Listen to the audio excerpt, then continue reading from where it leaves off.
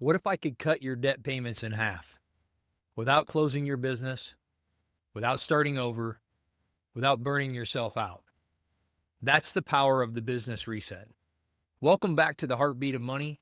I'm Jon P. Moffitt, and in today's episode, I'm going to walk you through what a reset really means, how it works, and why it may be the single most important move you can make in this economy. So let's do a quick reset ourselves. In episode 1, we looked at the cost of money, how business owners are paying 6% interest on smart financing, while others are stuck paying 40% or more. In episode 2, we uncover the dark side, how debt crosses the line and becomes a trap. It's not just a tool for growth, but a weight that drags your business under. And now, in episode 3, we're going to talk about the way out. What does a reset look like? How do you restructure debt instead of stacking it? And how can this process give you the breathing room to rebuild, not just survive? So let's define it clearly. A reset is not bankruptcy. It's not walking away. It's not burning everything down and starting from scratch. A reset is about restructuring your financing.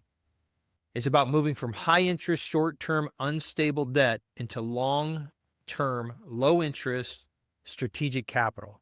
Think of it this way. If your business is a car, a reset's like pulling into a pit stop during a race. You don't abandon the car. You don't quit the race. You make adjustments. You change the tires. You refuel. And then you get back out on the track, stronger and faster. That's what a reset is. It's not about shame. It's about strategy. Now let's get practical. Here's the 4-step reset process. Step 1, audit your situation. Gather every loan, every credit card, every merchant credit advance, every line of credit, and write down the balances, write down the interest rate, and write down your monthly payments. When you do this, you often see the true cost of money in your business for the very first time. And let me tell you, this step alone is powerful because I've had clients who avoided it for years. They thought they kind of knew, but when they pulled out on paper, they were shocked. One client realized they were paying $40,000 a month in debt service and less than $200,000 in total revenue. That's 20% of their income gone before payroll, before rent, and before growth. So awareness is the first step. Step 2, restructure the debt. This is where the real magic happens. Take those high interest loans and consolidate them into a low interest product. Refinance your merchant credit advances or hard money into an SBA or bank-backed loans. Sometimes that means a term loan. Sometimes it's a line of credit. Sometimes it's a hybrid. The goal isn't just new money. The goal is better money. And don't forget, negotiation is possible. I've seen lenders agree to stretch terms, lower payments, and settle stacked advances when they realize their alternative is default. Restructure is about trading chaos for clarity. And step 3, reset your cash flow. When you restructure, you free up capital that's being swallowed by payments. Instead of a $25,000 a month daily merchant withdrawal, maybe it's $12,000 a month in structured bank loans. That's a $13,000 back in your pocket every single month. And here's the shift that happens. That cash doesn't just sit idle. It goes back into your operations, into your payroll, into your inventory, into the marketing that actually grows your business. This is where survival turns back into momentum. And step 4, rebuild the foundation. Now you've taken the step to give yourself some breathing room, and you can build now. You can build your document systems. You can improve your efficiencies. You can stabilize your margins. You can strengthen your profile so you're lender ready the next time an opportunity comes. Because here's the truth. Capital markets always cycle. Rates rise, rates fall, credit tightens, and then loosens. When you rebuild with intention, you'll be in position not just to survive today, but to thrive tomorrow.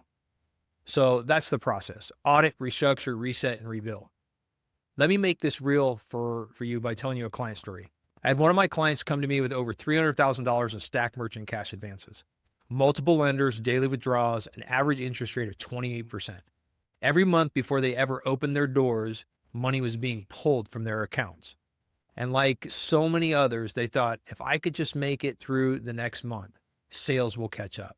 But sales never catch up when debt is stacked against you. And here's what we did. We restructured the financing through a mix of SBA and commercial lending. Their effective interest rate dropped below 9%, and their monthly payments were cut almost in half. The result? Not only did they survive, they freed up enough cash flow to expand their business. That's the power of the reset. Not escape, not a collapse, but transformation. And here's the big picture. A reset isn't just about debt. It's the gateway into everything else we teach in the 6 pillars of generational wealth. The first one is capital readiness, being ready for lenders and being lender ready. Operational excellence, running the business efficiently, not in your head. Due diligence, making smarter decisions when capital is freed up. Wealth structuring, protecting and multiplying your assets. And then mentorship. Learn from others who have actually walked your path. It's really important. Legacy building is the impact beyond the income. Now, the reset is step one. It's the doorway. And once you walk through it, the other pillars start to unlock. So it's really important that you get this first step down. So let's step back and connect this to what's happening in the economy right now. The truth is, resets are more necessary than ever. And here's why. Rates are still elevated. Even if the Fed's cut slightly this year, borrowing costs aren't going back to the pre-2020 levels anytime soon. Inflation remains sticky. Small businesses still face high costs for inputs, energy, and labor. And banks, they're still risk adverse. Lending standards remain tight. So for many businesses, the only option in the last 2 years has been the merchant credit advances and the online lenders. And now the bill is due. That's why the reset matters. Because if you keep stacking, the numbers don't work.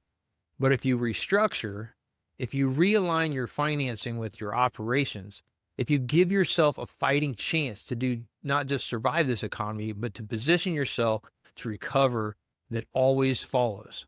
Now, I want to speak to your heart for a moment. If you're listening to this and you're like realizing, John, that's me. I'm Sarah, I'm Carlos, and I have stacked debt and daily withdrawals. I want you to hear me very clear. You're not broken. Your business is not broken. Your system's just misaligned. And the reset is the fix. It's not easy. It takes courage to face the numbers and restructure to rebuild.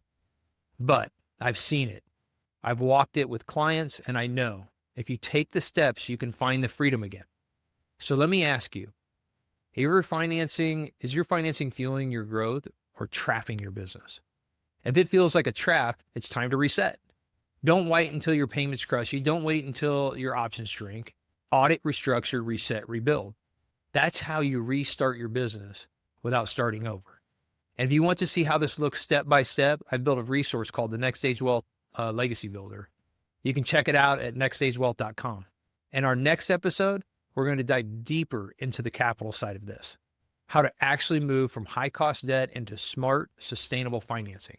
Until then, I'm Jon P. Moffitt, and this is the Heartbeat of Money. We'll see you next time.